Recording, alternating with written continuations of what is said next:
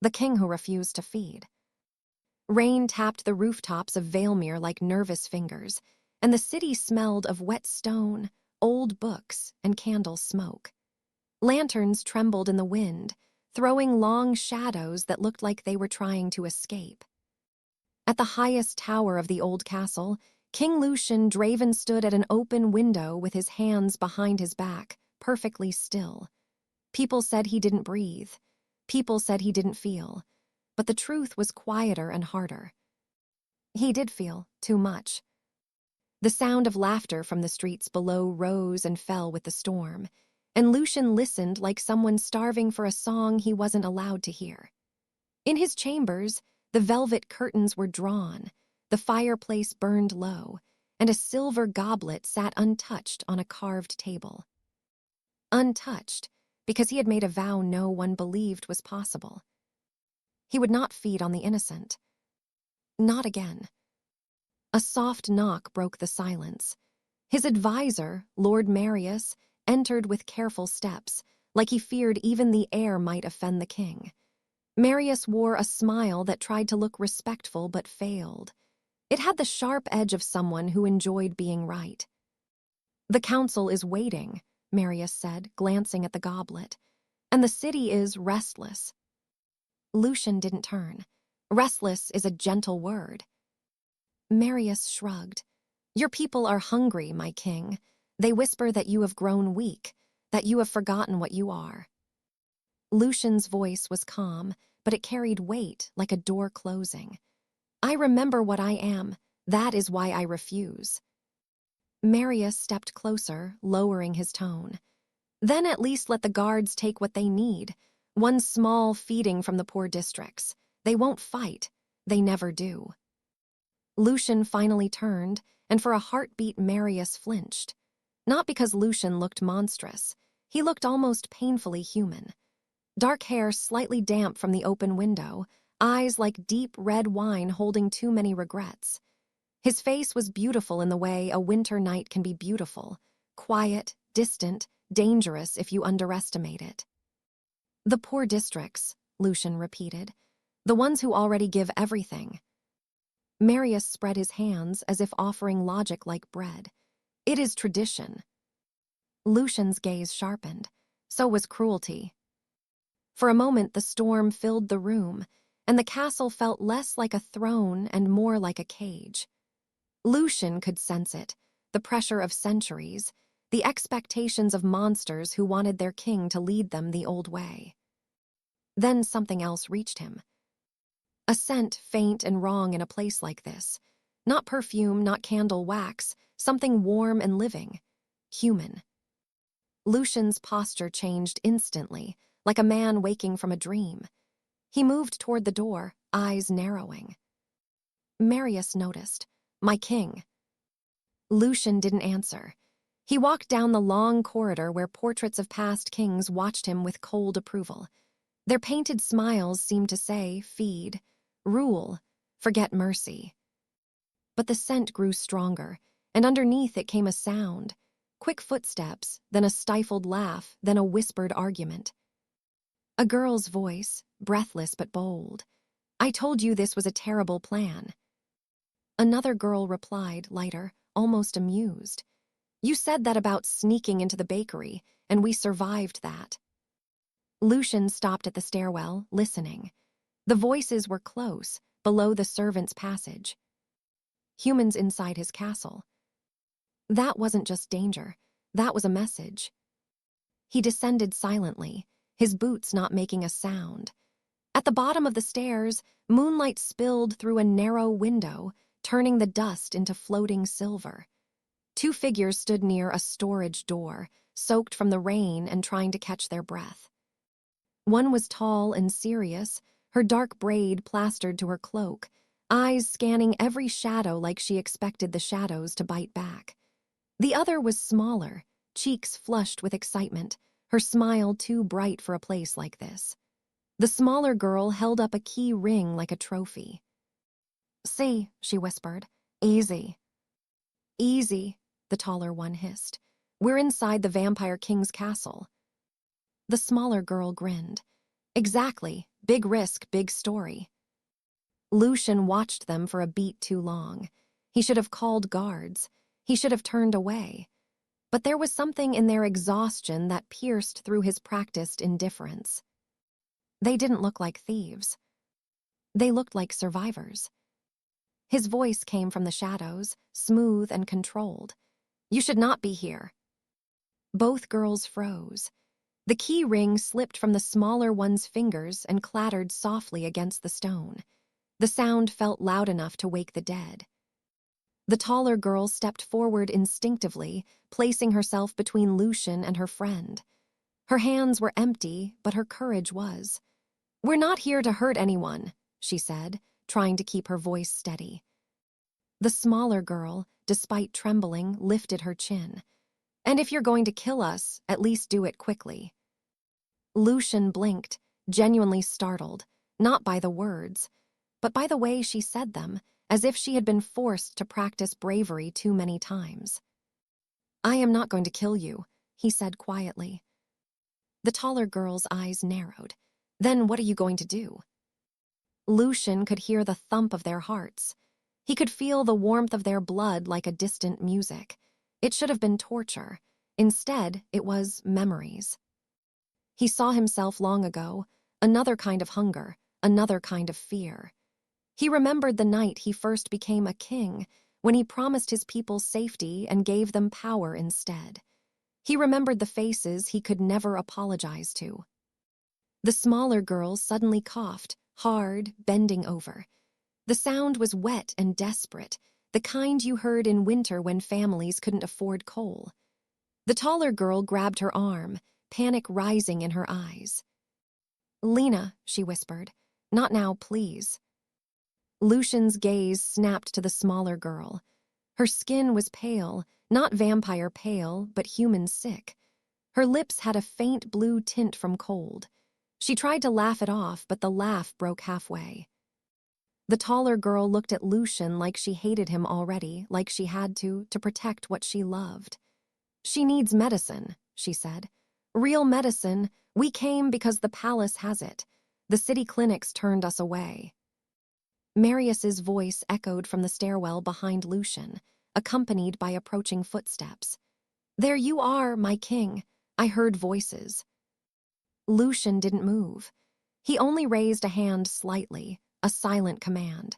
The shadows seemed to deepen, as if the corridor itself was holding its breath. Marius stepped into view and saw the girls. His smile returned, smooth, satisfied, and frighteningly calm. Humans, he said. In the castle, how generous of fate. The smaller girl, Lina, grabbed her friend's sleeve. Mara, she whispered, and for the first time her brave face cracked. I don't feel good. Lucien's jaw tightened. He could sense what Marius wanted. The council would call it a solution.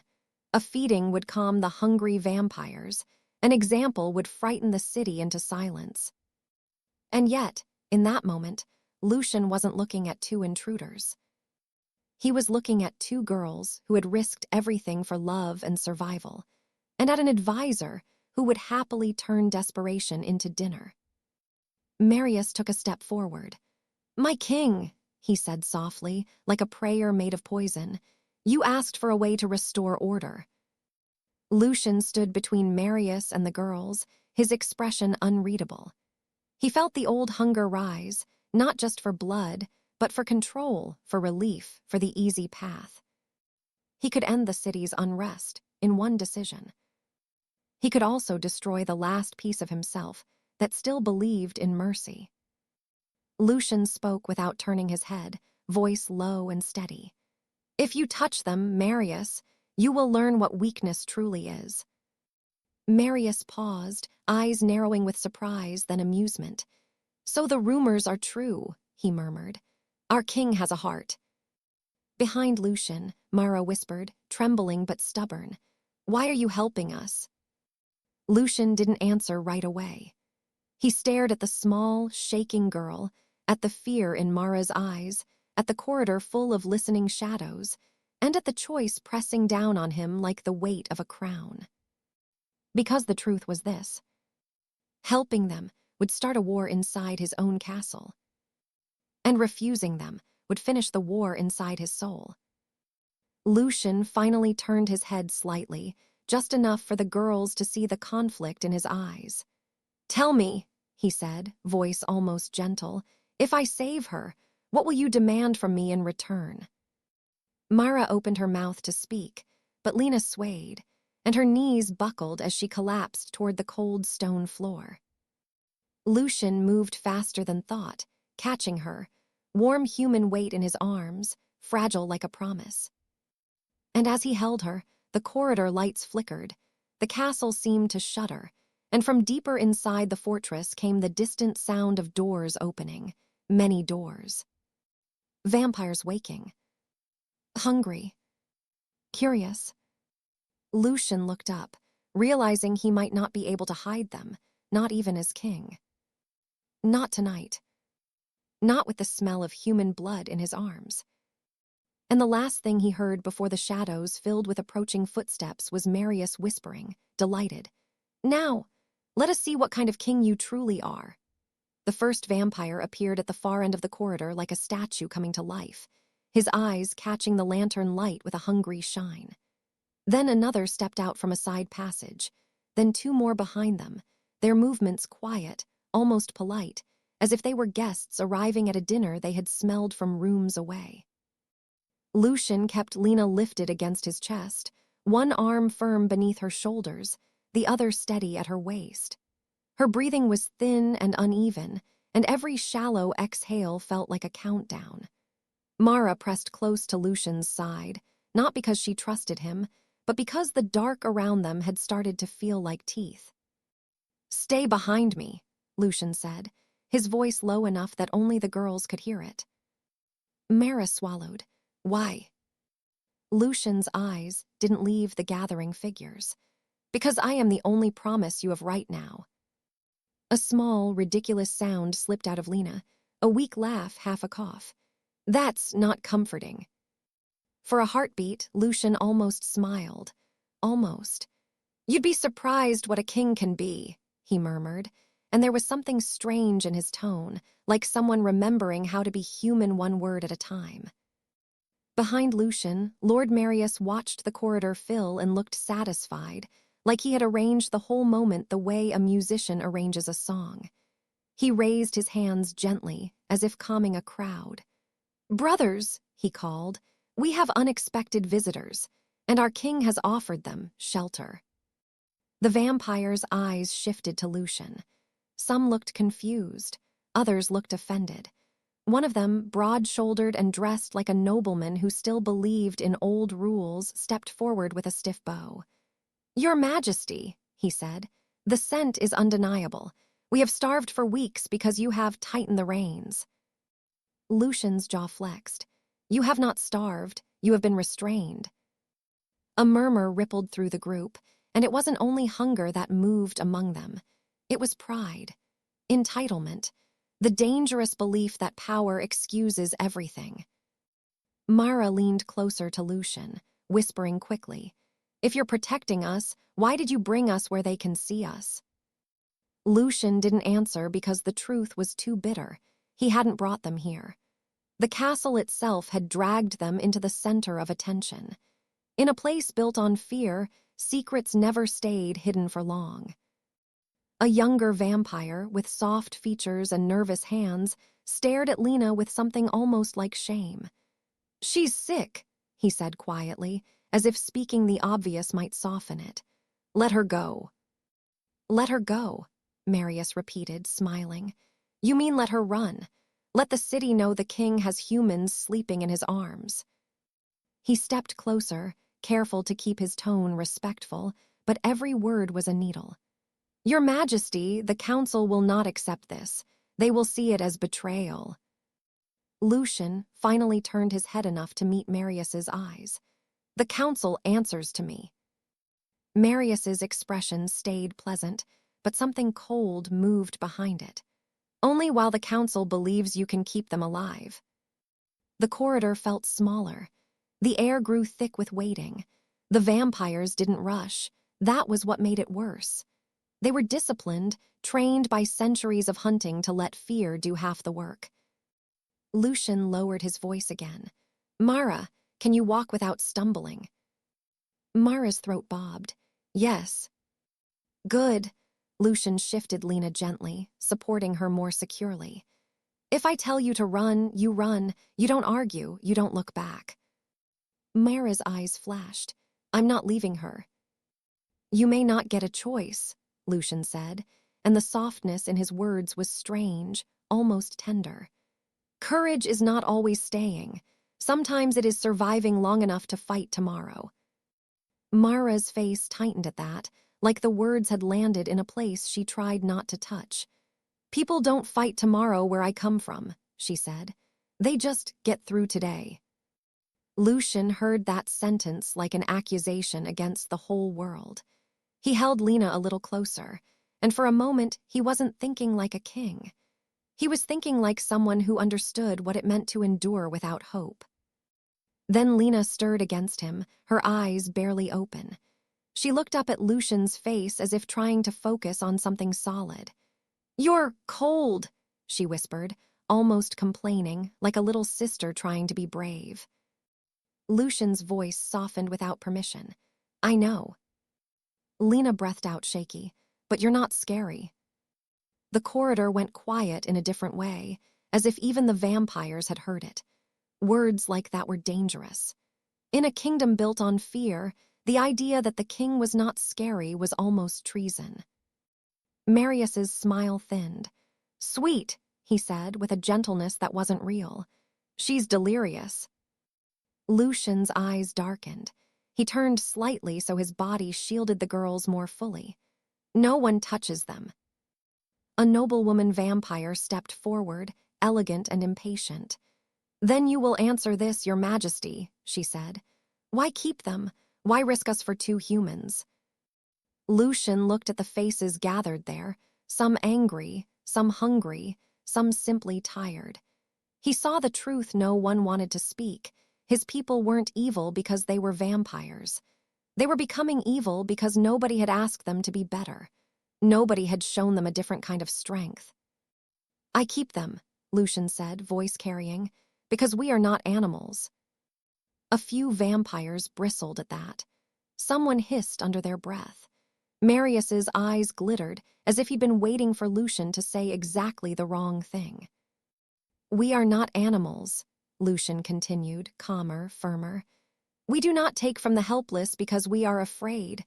We do not call hunger an excuse for cruelty. We can be disciplined. We can be honorable. We can be more than the stories they tell about us." For a second, the corridor held a fragile, impossible stillness, as if the entire castle was listening. Then a voice came from the back, rough and bitter. "Easy to preach when you are king." Another voice followed, sharp. "You ask for discipline but offer us nothing. What do we feed on, Lucien? Your speeches." Marius stepped in with perfect timing, like a man sliding a dagger into a crack. "There is a simple solution," he said. "One controlled feeding, no death, no chaos, a compromise." Mara's head snapped toward him. "No," she said, and the word came out before she could stop it. Her hands clenched into fists. "You don't get to call it controlled just because you like the sound of it." Several vampires looked at her with surprise. A human speaking to them like that, like they were men, not gods, was almost funny. Lina, half-conscious, mumbled, "Mara, please don't start a fight." Mara's voice shook. "I'm not starting it. I'm just tired of people taking what they want because they can." Lucien felt something in his chest tighten, a strange heat under centuries of cold. He had heard those words before, long ago, from someone whose face he could barely remember without pain. He took a slow breath he didn't need, then said, "I will make an offer." The corridor leaned toward him, even the shadows. Lucien looked at Marius, then at the vampires. "No one feeds on them. Not tonight. Not ever. Instead, I will open the blood stores sealed in the lower vaults." A shocked silence. Those stores were ancient emergency reserves, protected, rationed, and guarded like treasure.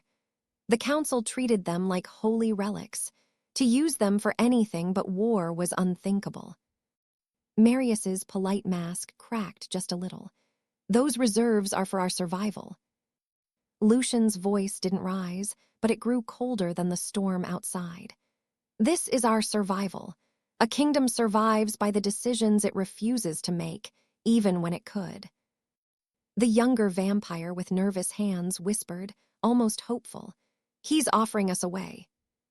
The nobleman narrowed his eyes. "And if the stores run dry?"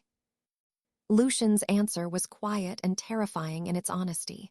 "Then we learn restraint, or we do not deserve a kingdom." A few vampires shifted uncertainly. Some looked away, as if that kind of truth made them uncomfortable. Others looked at Lucien with something dangerously close to respect. Marius saw it too, and his face hardened. He stepped closer, voice lowering so only Lucien could hear. "You are turning them against tradition, against me." Lucien didn't blink. If tradition requires innocence to pay for our comfort, then tradition deserves to die. Marius's eyes flicked to Lina in Lucien's arms. "Innocence," he repeated softly. "You speak as if you understand it." Lucien's grip tightened. He felt Mara watching him, wary, trying to decide whether to believe any of this. He felt Lina's weak pulse against his chest like a fragile drum. Marius's voice turned almost friendly. "If you want to prove your mercy," he said, "bring them to the council chamber. Let them see your new virtue. Let the oldest among us judge." Lucien understood the trap immediately. The council chamber was not just a room, it was a theater. If Lucien walked in carrying a human, the council could declare him unfit. They could strip him of authority with a ceremony and a smile. Marius leaned in, whispering the final poison. "Or refuse, and they will say you are hiding them for yourself, that you broke your vow." Mara heard enough to catch the danger. She grabbed Lucien's sleeve, voice urgent. "Don't go with him, he's setting you up." Lucien looked down at her hand, small, human, brave enough to touch a vampire king without permission. No one touched him unless they were asking for death or offering devotion. Mara offered neither. She offered desperate trust she didn't even want to feel. Lucien made his decision. "Fine," he said, lifting his chin. "We will go to the council." Mara's eyes widened. "What?" Lucien lowered his voice to her, steady as stone. "Because if I run, they will hunt you. If I hide you, they will blame you. If I stand before them openly, I can control the story." Mara's voice cracked. "And if they vote against you?" Lucien's gaze flicked to Lina, whose breathing had become shallow again. His expression softened for a heartbeat, and in that softness was something like a confession. "Then I will lose a crown," he whispered, "but you will not lose her." He started walking, and the vampires parted slowly, watching him pass as if witnessing something they didn't know how to name. Some looked angry. Some looked thoughtful. Some looked hungry in a way that had nothing to do with blood, hungry for a leader who meant what he said. Mara followed close, her hands hovering near Lina as if she could keep her alive by willpower alone. "Please," she murmured to Lina, voice breaking. "Stay with me just a little longer." As they approached the great doors of the council chamber, the air turned colder, not from weather but from history. Torches burned with steady flames that didn't flicker, and carved symbols lined the stone like warnings. Lucien paused at the doors. From inside came muffled voices, deep, ancient, impatient. Then Lina's eyes opened suddenly, clear for the first time. She stared past Lucien's shoulder at the carved symbols, and fear sharpened her face. Her fingers clutched weakly at his coat. "King Lucien," she whispered, as if the name hurt. "They're not going to judge you." Lucien's brow furrowed. "What do you mean?" Lina's voice trembled, but the words landed like a stone dropped into still water. "They're going to make you choose." The doors began to open from the inside, slowly, as if the chamber itself had decided it was time. Warm light spilled out, revealing rows of seats and silhouettes turning toward him. Lucien stepped forward with Lina in his arms, Mara at his side, and Marius behind them wearing a smile that had finally stopped pretending to be kind. And as the council's oldest voice rose to speak, Lucien felt, deep in his chest, the familiar ache of a vow about to be tested. "Bring the human girls closer," the ancient voice commanded. "Let us see what our king has been hiding." Lucien's feet moved, but his instincts screamed trap. His grip tightened, and Lina's weak breath brushed his collar like a warning. Because the council wasn't looking at Lina like she was sick. They were looking at her like she was a key. And Lucien suddenly realized something that made his blood feel colder than any storm. He didn't know who Lina truly was. Not yet. And the council did, the choice that changed everything. The council chamber smelled of iron lamps, old parchment, and something colder than stone, memory. The ceiling rose high above them, carved with symbols that looked beautiful until you realized they were warnings. Every torch burned steady, without a flicker, as if even fire knew better than to show fear in this room. Lucien walked forward with Lina in his arms, and Mara stayed so close her shoulder brushed his sleeve. She kept one hand near Lina's face, not touching, just hovering like prayer. The vampires of the court lined the walls in silence, their eyes following the smallest movement, their attention sharp as winter. At the highest seat sat the elder regent, a vampire so old his voice seemed to come from the stone itself. "King Lucien Draven," he said, "you bring humans into our home, you deny tradition, you open reserves without vote. Explain." Lucien lifted his chin, but his expression didn't harden into pride. It softened into something more dangerous, honesty. "A kingdom that survives by taking from the helpless does not deserve to survive," he said. "If my rule must be bought with fear, then it is not rule, it is theft." A ripple moved through the chamber, not outrage exactly, but unease. Many had never heard a vampire king speak as if conscience mattered more than control. Lord Marius stepped forward, bowing with perfect grace. "Your Eminence," he said smoothly, "our king's heart has become human, and hearts make kings weak.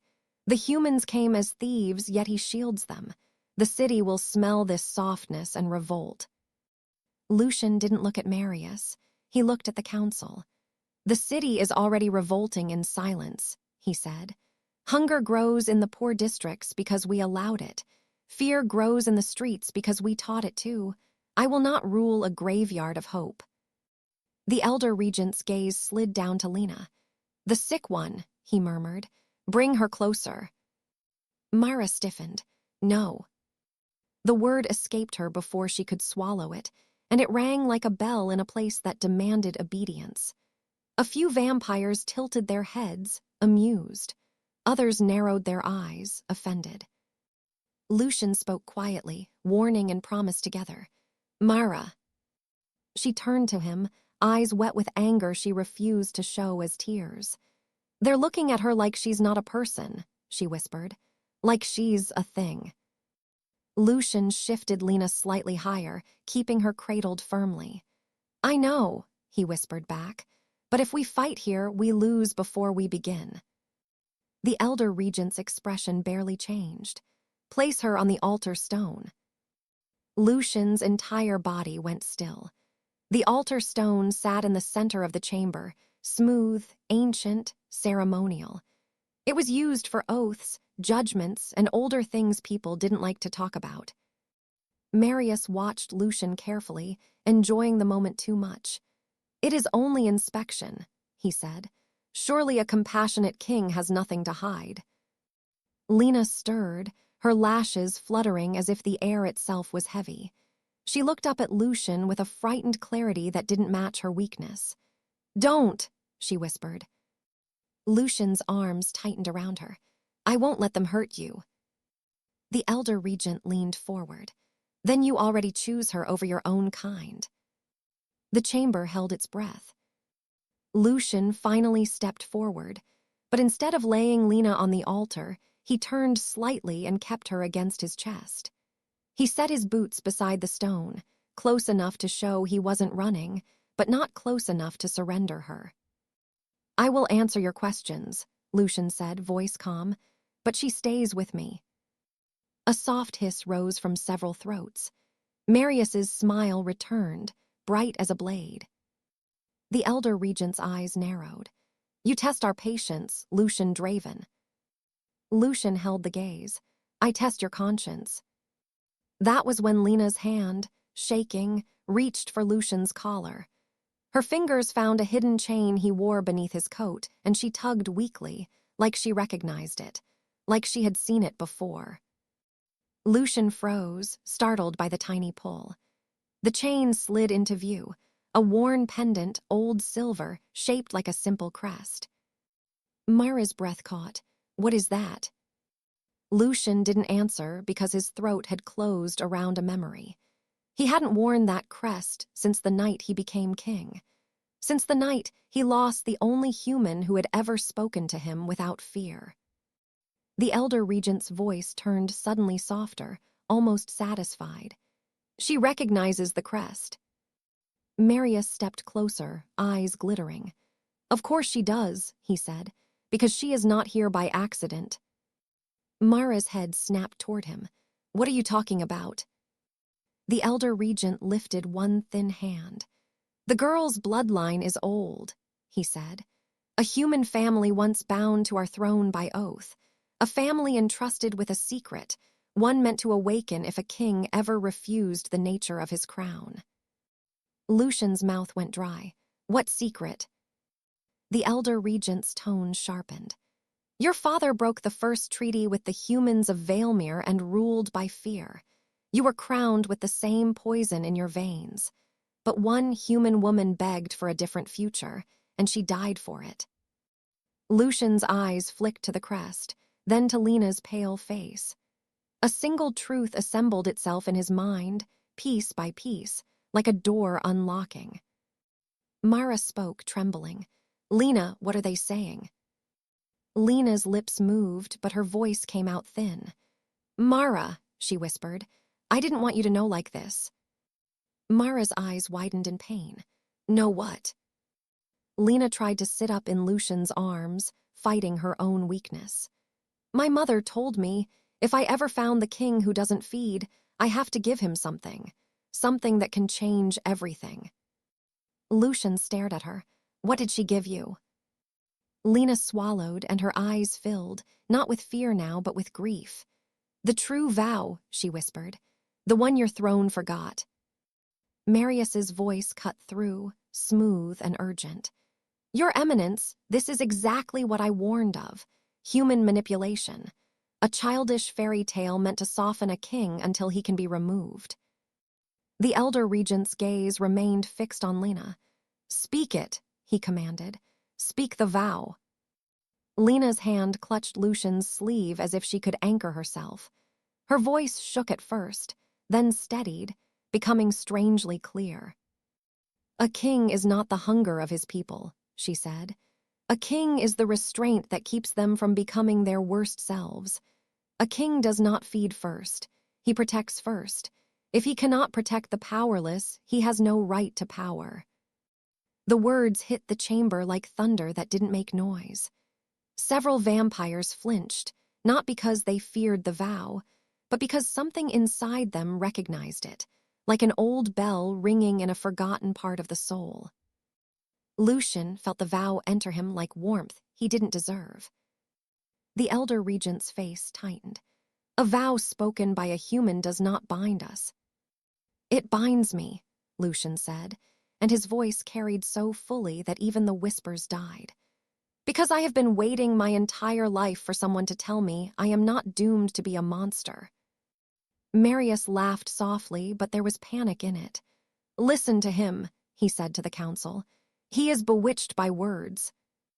Lucien turned, finally looking at Marius, and the compassion in his eyes didn't disappear. It sharpened. It became something fiercer, courage without cruelty. You planned this, Lucien said quietly. You let them into the castle. Marius spread his hands. I simply allowed fate to reveal your weakness. Mara stepped forward, shaking with rage and betrayal. Lina got sick weeks ago, she snapped. You think we did this for some political game? She can barely breathe. Marius's gaze flicked over her like she was irrelevant. Humans always think their suffering is unique. Lucien's voice dropped to a dangerous calm. You will apologize. Marius's eyebrows rose. To a human. Lucien took a slow step toward him, still holding Lina. To a person. The elder regent slammed his staff once against the stone floor, a sound that made the torches tremble. Enough, he said. King Lucien, you will choose. Lucien stopped. Mara's hand found Lina's again, clutching tight. Lina's eyes pleaded, not for her life alone, but for Mara's future too. The elder regent's voice turned ceremonial, merciless.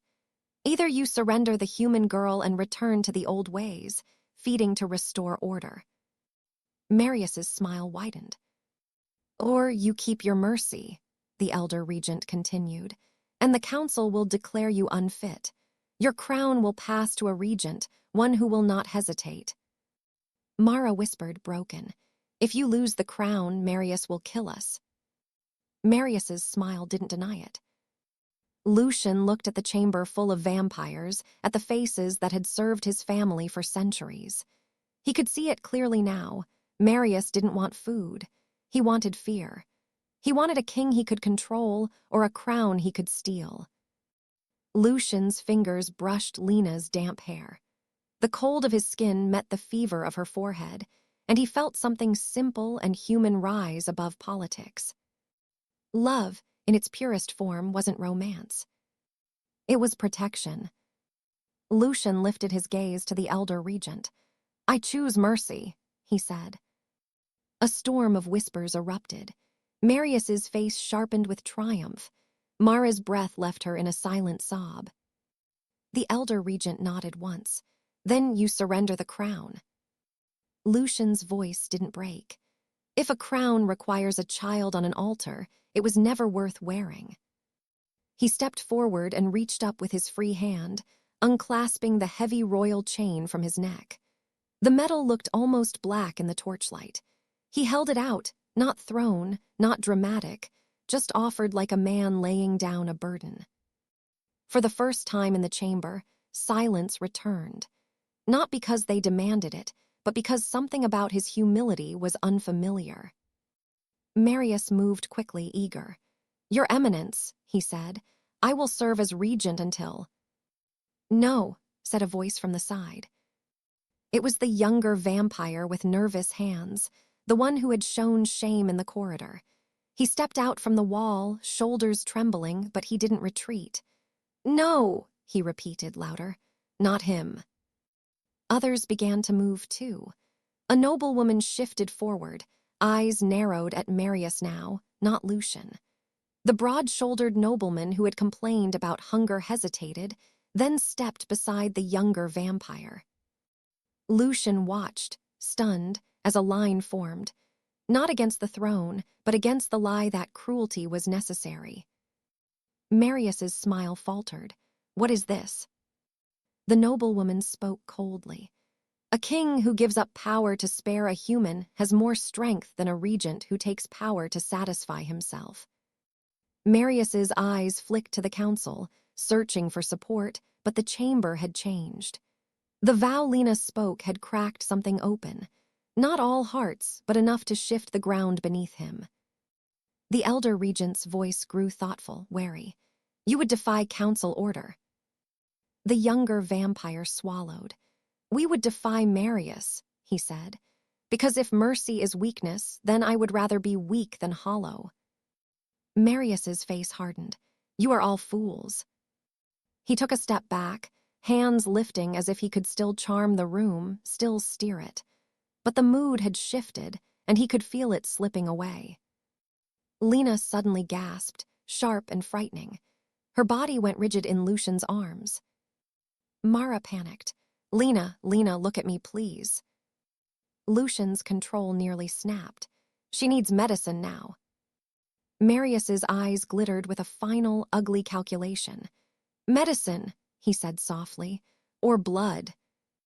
Lucien understood then, with sick clarity, that Marius had likely kept the medicine out of reach, tightened the city clinics, engineered the desperation.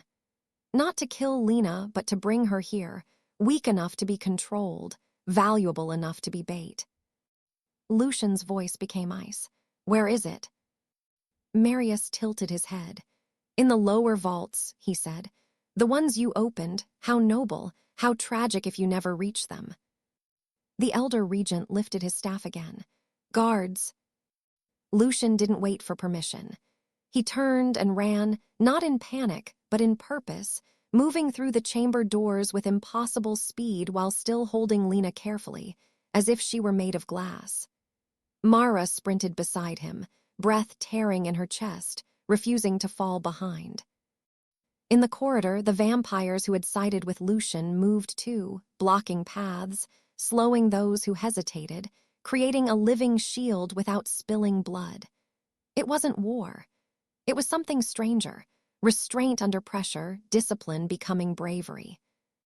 As they descended toward the vault stairwell, Lina's eyes fluttered, and she whispered something so faint Lucien had to lean in.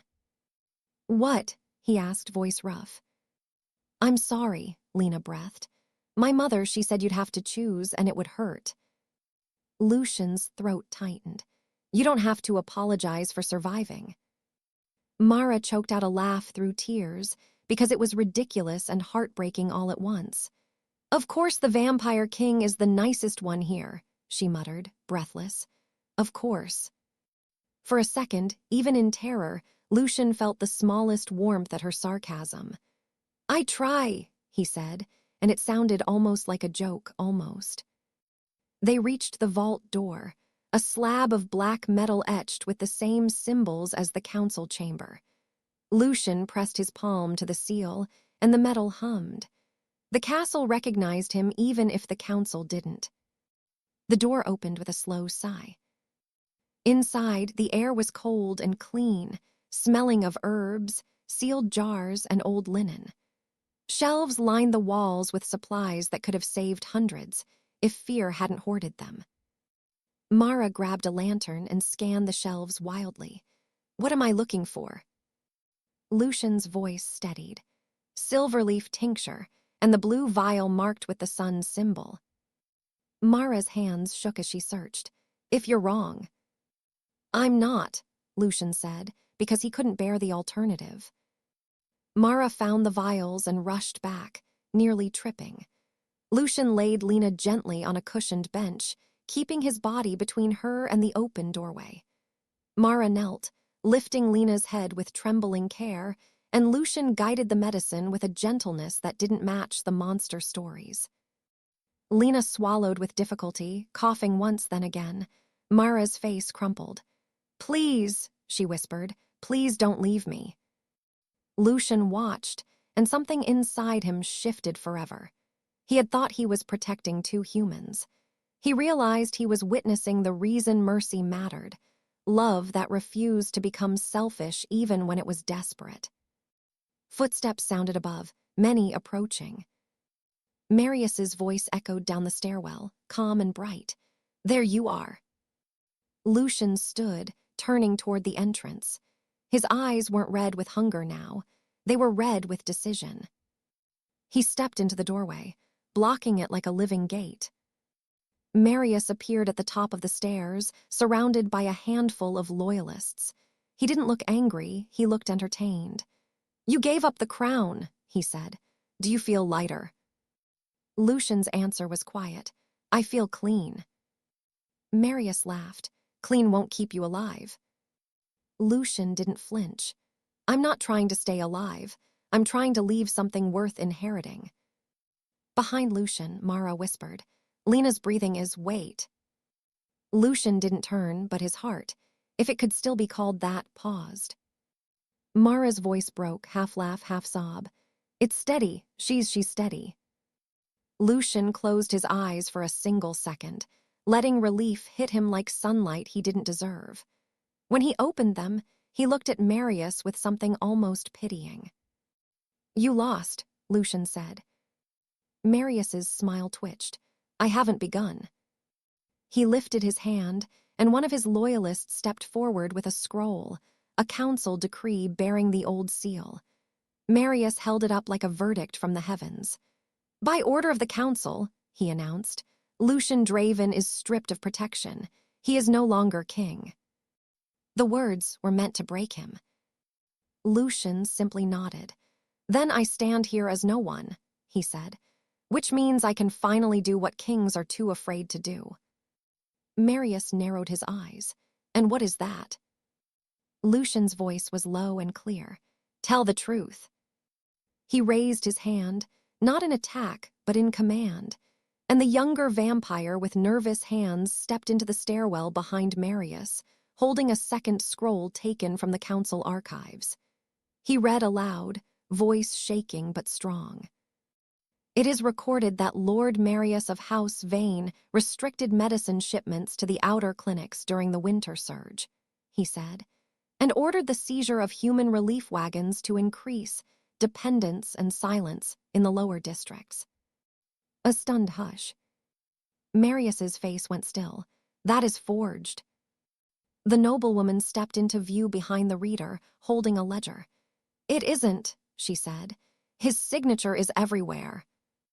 One by one, more vampires appeared, those who had hesitated earlier now looking sickened, as if realizing their hunger had been used like a leash. Marius's voice sharpened. "You would believe humans over your own." Lucien answered, "I believe evidence over pride." Marius's eyes flashed, and for the first time he looked truly furious, not polished. "You think you've won because you saved one sick girl." Lucien's gaze flicked toward the vault, toward Mara cradling Lina, whispering to her like a lullaby. Then he looked back at the crowd gathering behind Marius, vampires who were no longer only hungry, but awake. "I didn't save one girl," Lucien said. "I reminded a kingdom what it feels like to stop lying to itself." The elder regent's voice came from the stairwell behind the crowd, colder than before. "Marius Vane," he said, "you used hunger to control us. You endangered the secrecy of the realm. You shamed the council." Marius's smile returned for one last attempt, but it was thin and desperate. "If you punish me," he said, "the city will learn you can be moved by pity. They will demand more and more until we are nothing." Lucien spoke before the elder could respond. "Then let them demand," he said. "Let them demand schools and clinics and fairness. Let them demand we stop pretending fear is the only way to keep peace." A low murmur of agreement spread, quiet but real. Marius looked around and realized what had happened. The thing he could never control was not strength, but conscience. He had underestimated it because he didn't have one. The elder regent lifted his staff. "Marius Vane is removed from all authority. He will be confined to the eastern keep until judgment is complete." The loyalists hesitated, then stepped back. Even they couldn't hold their loyalty against a room that had turned. Marius's eyes locked on Lucien with pure hatred. "You gave away power," he hissed. "You'll regret it." Lucien's voice stayed gentle, almost sad. "Maybe, but not as much as you will regret never knowing what you could have been." Marius was taken away without spectacle, without gore, without vengeance. Just consequences, clean and firm. It was the first time Valemere had seen justice without cruelty, and it felt unfamiliar, like waking up in a world with different rules. When the echoes finally faded, Lucien leaned back against the vault wall, the tension draining from his shoulders. He looked older suddenly, not in body, but in spirit, like someone who had finally stopped running from himself. Mara approached slowly, still holding Lina's hand. Her eyes stayed wary, but the hatred had softened into something complicated. Lina's voice was weak but alive. "Did we ruin your life?" she whispered. Lucien crouched beside her, careful not to loom. "You saved it," he said honestly. Mara blinked hard, trying not to cry. "You lost the crown." Lucien looked at the chain in his hand. Metal, weight, symbol. Then he placed it on the bench beside Lina, as if it belonged to the moment, not to him. "I didn't lose it," he said. "I set it down, there's a difference." The younger vampire stepped into the vault, respectful and uncertain. "My lord Lucien," he corrected himself quickly, "the council wishes to speak. They are reconsidering." Lucien stood slowly. His posture was steady, but his eyes held exhaustion. "Reconsidering what?" The noblewoman entered behind the younger one. "They say a king who can inspire restraint may be more valuable than a king who can inspire fear." Lucien let out a small breath, almost a laugh without humor. That took them centuries. Mara glanced at Lina, then back at Lucien. "If they give you the crown back," she said, voice tight, "what happens to us?" Lucien looked at her carefully, as if weighing every word so he wouldn't break something fragile. "If I return as king," he said, "it will be under a new law." Mara's eyes narrowed. "What law?" Lucien's voice turned quiet and firm. "No human is prey in Valemere. Not in secret, not in tradition, not in desperate times. We will trade for what we need, we will ration honestly, and we will protect the clinics instead of draining them." The noblewoman's eyebrows rose. "The city will test this." Lucien nodded. "Good, let them." Mara stared at him as if trying to find the trick. "And why would you do all that?" she whispered. "After everything humans have said about you." Lucien's eyes softened. "Because kindness isn't a reward," he said. "It's a decision." A quiet beat passed, full of the kind of silence that changes people. Lina squeezed Mara's hand weakly. "Mara," she whispered, maybe we can stop living like tomorrow doesn't exist." Mara's face crumpled, and she pressed her forehead to Lina's hand for a moment, trembling. "Don't say big speeches," she muttered, but the love in her voice was stronger than the sarcasm. "Just get better." Lucien watched them, and the hidden compassion he'd buried under centuries of duty rose to the surface. Not loud, not dramatic, just real. He realized the deep message he'd been avoiding his whole reign. You don't defeat darkness by pretending you are not in it. You defeat it by choosing light while your hands are still shaking. The elder regent's voice came from the doorway, unexpectedly subdued. "Lucien Draven," he said, "the council offers you the crown again if you swear loyalty to the realm." Lucien met the elder's gaze.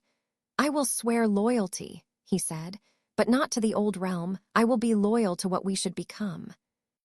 The elder regent studied him, then gave a slow, reluctant nod. "Then rise, King of Valemere." Lucien didn't move immediately. He looked down at Lina and Mara, as if this mattered more than any ceremony. "Will you be safe?" he asked them quietly. Mara hesitated, then answered with blunt honesty. "Safer than we were yesterday." Lucien nodded once. "Then I'll do my part." He stood and faced the chamber beyond the vault. He didn't put the chain on yet. He held it in his hand like a promise he wasn't taking lightly. As he walked out, the vampires along the stairwell stepped aside, not with fear, but with something new, respect that had been earned the hardest way. Behind him, Mara sat beside Lina, finally letting herself breathe. She looked down at the pendant left on the bench, then at Lina.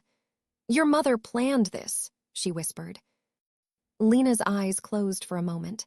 "She hoped," she murmured. "She hoped the king still had a heart."